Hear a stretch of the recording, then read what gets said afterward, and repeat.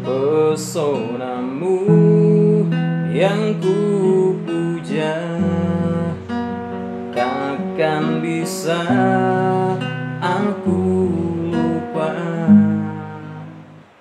Ups, mengcover lagu orang lain tanpa izin dari yang bersangkutan bisa terancam terkena pidana.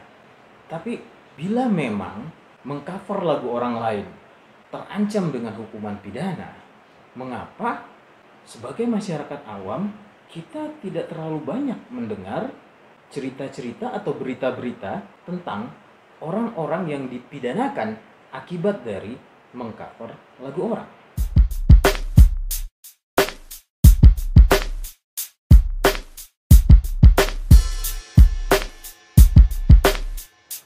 Assalamualaikum warahmatullahi wabarakatuh. Sobat Hukum Indonesia, salam hormat. Terima kasih telah menonton kembali channel ini. Saya Arfan Purnama, sahabat hukum Anda, akan membagikan cerita-cerita hukum yang inspiratif dan edukatif. Semoga cerita kami bisa memberikan manfaat yang menyenangkan bagi Anda. Sobat Hukum Indonesia, di antara sobat, apakah sudah pernah ada yang punya pengalaman mengcover lagu milik orang lain? Saya kok yakin sudah ya.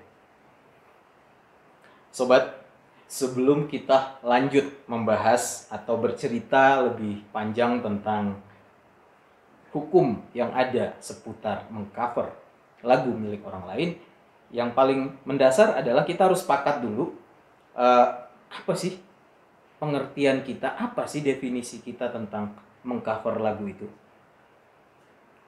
Sobat, kalau menurut kami pribadi, mengcover lagu itu mudahnya adalah ya kita membawakan lagu milik orang lain. Kita menyanyikan lagu milik orang lain. Kita bisa menyanyikannya ya semaksimal mungkin, meniru seperti bagaimana cara penyanyi aslinya menyanyikan, atau kita mungkin juga melakukan sedikit perubahan atau aransemen ulang terhadap beberapa bagian dari lagu tersebut. Yang pasti bahwa lagu yang kita nyanyikan itu bukan hasil karya kita sendiri, tapi merupakan karya orang lain. Nah, kita mau menyanyikannya lewat mana, dengan metode seperti apa, atau bahkan disiarkan dengan cara bagaimanapun, itu bukan masalah. Kita lewat Instagram, kita upload ke YouTube, kita upload ke Facebook, atau bahkan kita menyanyi secara offline. Misal untuk sahabat-sahabat hukum yang berprofesi sebagai penyanyi band-band misalnya, yang biasa manggung di acara-acara ulang tahun, di acara pesta perkawinan, di acara hajatan-hajatan. Nah, itu juga adalah bentuk cover lagu orang lain. Kenapa? Ya karena lagu yang Anda nyanyikan adalah bukan lagu karya Anda sendiri, melainkan membawakan kembali lagu yang diciptakan atau telah dibawakan oleh penyanyi aslinya. Nah, sobat, berangkat dari definisi yang demikian, kita tentunya sudah sepakat, oh ternyata kegiatan mengcover lagu milik orang lain ini tidak hanya terbatas pada kegiatan yang setelah kita menyanyi kita upload ke sosial media, kita upload ke YouTube. Bukan cuman itu kegiatan mengcover lagu. Sobat-sobat yang menyanyi secara offline juga sebenarnya adalah merupakan kegiatan sedang mengcover lagu milik orang lain. Problemnya, apakah mengcover lagu milik orang lain itu adalah salah 100%? Tidak, sobat. Berdasarkan Undang-Undang Hak Cipta Nomor 28 Tahun 2014, yang dilarang itu adalah apabila Anda mengcover lagu orang lain lantas kemudian mendapatkan manfaat komersil dari lagu yang Anda cover tersebut. Sehingga mudahnya begini, ya kalau kita nyanyi-nyanyi untuk diri sendiri, untuk lingkungan terbatas, ya kita sambil camping, sambil mungkin duduk di teras bersama kawan-kawan, kita menyanyi, kita menghibur diri, itu bukan masalah. Atau mungkin juga kalau buat anak-anak band, Ya, kalau mereka manggung tapi manggungnya misalnya di event-event yang tidak komersil, misalnya kayak pentas seni di sekolah, atau misalnya kalau di kampus-kampus itu adalah festival-festival musik di kampus, itu bukan masalah. Itu adalah bentuk mengcover lagu yang tidak dikomersilkan. Tapi kalau Anda melakukan cover lagu tujuannya untuk mengambil manfaat komersil, menghasilkan duit dari lagu orang lain tersebut, inilah yang paling bermasalah secara hukum. Nah, tentu ini adalah sebuah pengetahuan yang sangat baik buat sobat-sobat penggiat seni yang berprofesi sebagai misalnya penyanyi-penyanyi di band-band komersil, ya, penyanyi-penyanyi di restoran-restoran yang biasa digunakan jasanya dalam acara-acara panggung terbuka, pesta perkawinan, atau mungkin kampanye pemilu. Anda harus berhati-hati terhadap ancaman hukuman yang mungkin dikenakan terhadap Anda. So, sobat, jelas ya, ternyata mengcover lagu orang lain itu bukan cuman yang diupload di sosial media, bukan cuman kita bernyanyi lantas diupload ke YouTube, bukan cuman itu yang dibilang dengan kegiatan mengcover lagu. Kita bernyanyi sendiri, bernyanyi sama teman-teman, bernyanyi di pesta-pesta, itu juga adalah kegiatan mengcover lagu. Lantas, apakah itu artinya kita sudah tidak boleh lagi menyanyikan lagu karya milik orang lain? Bukan begitu pengaturan undang-undangnya. Prinsip pertama, ya, bahwa pada dasarnya semua hasil karya cipta orang lain itu tidak boleh kita gunakan, tidak boleh kita umumkan bila kita tidak mendapatkan izin dari pemilik hak cipta bersangkutan. Kalau berdasarkan ketentuan undang-undang, pemegang daripada hak cipta ini bisa penciptanya, bisa juga kemudian pemegang hak terkait, ya, istilahnya kalau dalam undang-undang yaitu label dan artisnya. Nah, mereka inilah yang merupakan pemilik dari hak cipta dan hak terkait. Nah, kita harus mendapatkan izin dari mereka untuk bisa menggunakan atau menampilkan lagu tersebut.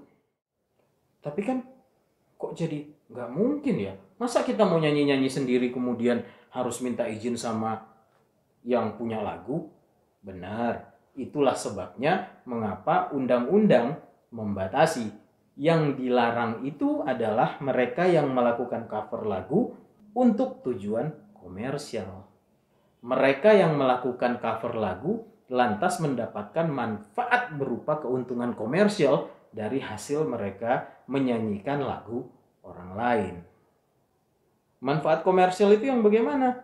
Ya, macam-macam. Ya, Anda bisa dapat upah dari menyanyikan lagu orang lain misalnya. Ya, ini berlaku untuk sobat-sobat penggiat seni yang biasa bernyanyi di band-band, ya, keyboard tunggal, organ tunggal, ya, yang di acara-acara, acara hajatan, acara kawinan, macam-macam. Atau Anda bernyanyi kemudian diupload ke sosial media, misalnya kalau ke YouTube, ya, dari sana Anda kemungkinan akan mendapatkan hasil berupa monetisasi pada akhirnya terhadap postingan Anda. Nah, itu Anda mendapatkan manfaat komersial. Atau kalau tidak melalui YouTube, melalui Instagram atau melalui Facebook atau sosial media yang lainnya. Di sana mungkin tidak ada monetisasi, tapi di sana ada kemungkinan Anda itu mendapatkan endorsan, ya, dari setiap postingan Anda. Nah, itu juga namanya Anda mendapatkan manfaat komersial dari membawakan lagu orang lain. Nah, sobat, pemegang hak cipta bila tidak berkenan terhadap kegiatan Anda mengcover lagu, mereka secara hukum memiliki hak yang penuh untuk, ya, paling pertama mereka menuntut Anda untuk mengganti kerugian mereka. Nah, dan yang kedua adalah, nah ini nih yang agak-agak ngeri-ngeri sedap. Mereka itu bisa loh melaporkan Anda telah melakukan tindak pidana pelanggaran hak cipta. Masalahnya adalah bila kita sudah mengetahui bahwa ternyata mengcover lagu milik orang lain itu berpotensi untuk bermasalah secara hukum pidana, pertanyaannya mengapa kita sebagai awam rasa-rasanya tidak begitu banyak mendengar berita-berita, tidak begitu banyak mengetahui informasi-informasi bahwa orang dipidanakan gara-gara mengcover lagu ini. Bayangin kalau kita kembali kepada pengertian kita tentang cover lagu, lah kan penyanyi-penyanyi di acara-acara itu semua melakukan kegiatan cover lagu ya. Tapi rasa-rasanya kok kita belum pernah melihat mereka lagi nyanyi kemudian mereka ditangkap sama polisi gara-gara mereka menyanyikan karya lagu orang lain. Kenapa? Karena begini sobat. Benar, pelanggaran terhadap hak cipta itu ada ancaman pidananya. Tapi ancaman pidana itu sifatnya adalah delik aduan. Apa itu delik aduan? Delik aduan itu artinya adalah dia menjadi pidana apabila orang yang berkepentingan langsung, yaitu penciptanya langsung, yang melaporkan Anda kepada pihak yang berwajib. Jadi tidak otomatis Anda itu ngeband, Anda itu nyanyi di panggung, lagi di acara-acara hajatan, lantas kemudian polisi tiba-tiba menangkap Anda karena melakukan pelanggaran hak cipta, karena sedang mengcover lagu orang lain. Tidak demikian. Anda hanya bisa ditangkap, Anda hanya bisa diproses secara hukum pidana apabila pencipta atau pemegang hak ciptanya melaporkan Anda terlebih dahulu bahwa Anda telah melakukan pelanggaran terhadap hak dia. Ini problem besarnya. Sekarang posisinya kita balik. Bayangkan bila Anda seorang pencipta, bila Anda adalah seorang pemegang hak cipta, harus melaporkan ratusan bahkan mungkin jutaan pelanggaran yang terjadi terhadap hak cipta Anda setiap hari. Ayo, lihat betapa luasnya Indonesia. Hampir setiap hari, hampir setiap saat yang namanya acara-acara di semua daerah itu ada. Kalau cover lagunya lewat sosial media, apalagi kalau lewat YouTube, mungkin akan jauh lebih mudah kita mengontrolnya. Kita tinggal lapor kepada YouTube, kita tinggal kasih informasi kepada YouTube bahwa lagu yang nadanya begini adalah hasil karya kita, otomatis YouTube bisa mendeteksi kalau ada orang yang mengcover. Relatif mudah. Tapi bagaimana dengan mengcover lagu yang dilakukan oleh penyanyi-penyanyi yang tidak terhitung jumlahnya? Penyanyi-penyanyi kafe, penyanyi-penyanyi acara. Bagaimana caranya melaporkan mereka semua? Ini menjadi tantangan buat pemegang hak cipta. Dan ini juga menjadi batu penghalang terhadap penegakan hukum hak cipta itu secara lebih efisien, lebih efektif. Saya misalnya sebagai pemegang hak cipta harus melaporkan seseorang yang berada di Papua sana. Dia sedang manggung menyanyikan lagu-lagu saya. Di saat yang bersamaan ada lagi orang lain di Medan yang juga sedang menyanyikan lagu-lagu saya. Lah saya mau terbang ke Medan saja biayanya sudah berapa? Ini menjadi beban yang sama sekali tidak bisa dihindari oleh si pemegang hak cipta bila dia mau mengkomplain karya ciptanya digunakan oleh Anda. Ya, benar ya. Coba kita bayangkan secara rasional kalau kita sebagai pencipta untuk bisa menegakkan atau untuk bisa melindungi karya cipta kita sendiri, ya, apabila ada orang yang melanggar karya cipta kita, apabila ada orang yang mengcover lagu kita, maka untuk bisa komplain terhadap dia, kita harus melaporkan sendiri karena dia sifatnya itu tadi delik aduan. Harus pemegang hak ciptanya sendiri yang melaporkan si orang yang mengcover itu kepada pihak yang berwajib. Saya nggak paham bagaimana cara saya sebagai seorang pencipta akan melaporkan sekian ratus ya kita bilanglah sekian ribu di seluruh Indonesia dalam satu hari orang-orang yang sedang menyanyikan lagu saya dan mendapatkan manfaat komersil. Saya harus terbang ke Papua untuk melaporkan band yang sedang manggung di Papua. Saya harus terbang ke Medan di saat yang bersamaan untuk melaporkan Orjen Tunggal yang sedang bernyanyi di Medan. Saya harus kabur lagi ke Ambon untuk melaporkan band yang sedang pentas ulang tahun di Ambon. Bagaimana cara saya sebagai pencipta melakukan itu semua? Saya harus mempertimbangkan urusan biaya, bolak-balik naik pesawat. Saya harus mempertimbangkan mungkin saja juga saya harus bayar pendamping hukum, dalam hal ini adalah seorang advokat atau lawyer, dan lain-lain. Sobat hukum semuanya tentu masih ingat ya tentang kejadian beberapa tahun lalu. Saya katakan ini adalah sebuah kejadian tragis di industri musik Indonesia, di mana kalau tidak salah Payung Teduh itu sampai benar-benar kesel, sampai benar-benar jengkel banget. Dia akhirnya memutuskan untuk nggak mau ngeband lagi, nggak mau nampil lagi, nggak mau mencipta lagi. Ya karena itu, bayangin di saat yang bersamaan Payung Teduh harus melihat realita atau mengalami realita lagunya digunakan, dinyanyikan oleh semua orang, oleh banyak orang dalam satu waktu yang bersamaan. Lah dia caranya mau ngelaporin itu gimana? Laporin di sana, laporin di sini, laporin di situ. Hampir bisa dikatakan tidak memungkinkan secara waktu dan biaya. Ya dia harus terima nasib aja. Lagunya dibawakan di pesta kawinan di mana-mana. Kalau mau dilaporin, yang mana? Ada ribuan pesta perkawinan dalam satu hari. Belum kalau dalam satu bulan dan di seluruh Indonesia. Belum lagi bila pemegang hak cipta dihadapkan pada batasan yang ada di dalam Undang-Undang Hak Cipta sendiri, yaitu bahwa laporan pidana mereka terhadap pelanggaran hak cipta mereka itu hanya memungkinkan untuk diproses oleh pihak yang berwajib bila antara si pemegang hak cipta ini dan si yang terduga melanggar hak cipta itu sudah dilakukan proses mediasi. Ya, mediasi itu artinya kan ya musyawarah ya, negosiasi, namun melibatkan pihak ketiga yang dianggap netral.